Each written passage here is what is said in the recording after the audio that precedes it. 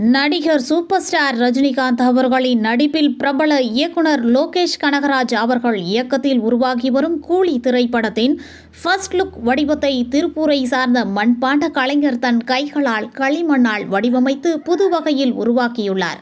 இது super star ரசிகர்களின் மத்தியில் பெரும் வரவேற்பையும் பாராட்டையும் பெற்று வருகின்றன.